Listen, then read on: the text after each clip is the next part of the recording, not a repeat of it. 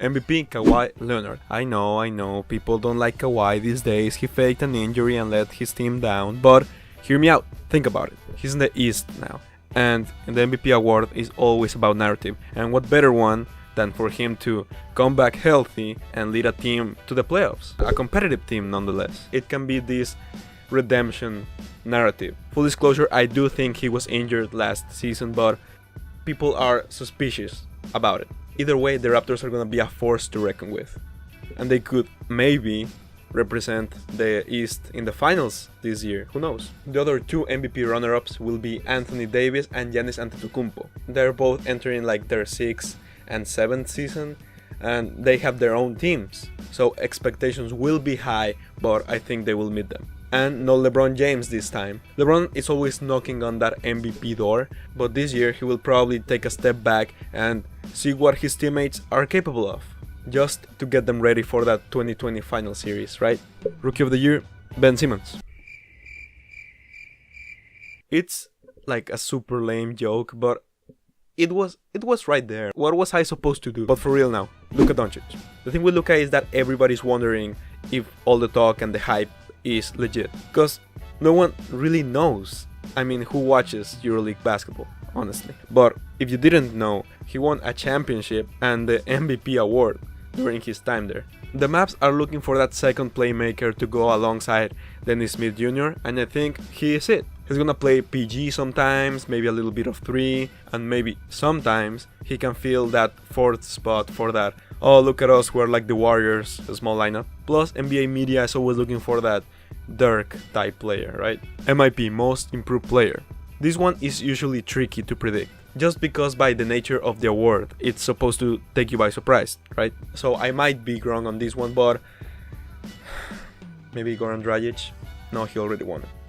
That guy, he's in Orlando. Doesn't matter, we'll go with Jabari Parker. Here's the thing. Parker was the 2nd overall pick in the 2014 draft. He's going into his 5th season. He has shown flashes here and there that he has potential, he is talented, but those injuries, they just keep piling up.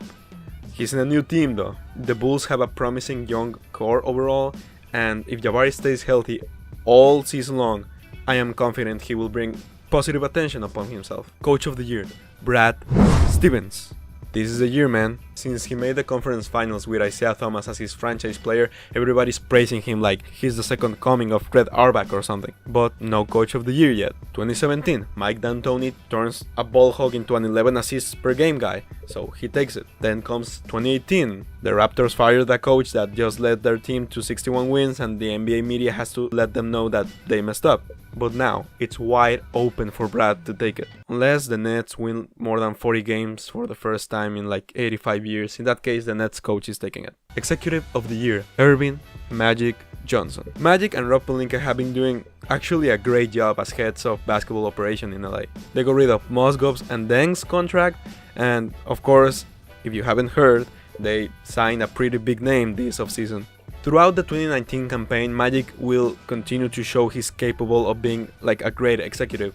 He won't make any blockbuster trades or anything, but the results of having LeBron James on your roster will be enough. 6th Man of the Year, Terry Rozier. Scary Terry was amazing this past season, especially in the playoffs. He stepped up big time during Kyrie's absence, averaging 16, 6, and 6 on that Eastern Conference Finals run.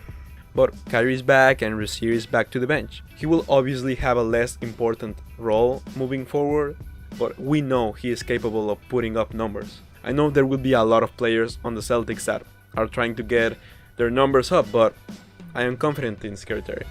And finally, Defensive Player of the Year, Joel Embiid, aka The Process. From what I remember, most people thought he was like getting away with the award like last season, but Rudy Gobert got it instead.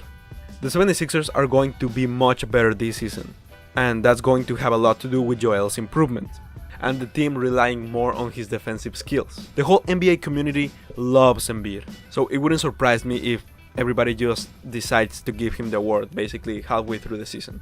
I think that's it, guys. Those are my predictions for the 2019 NBA awards.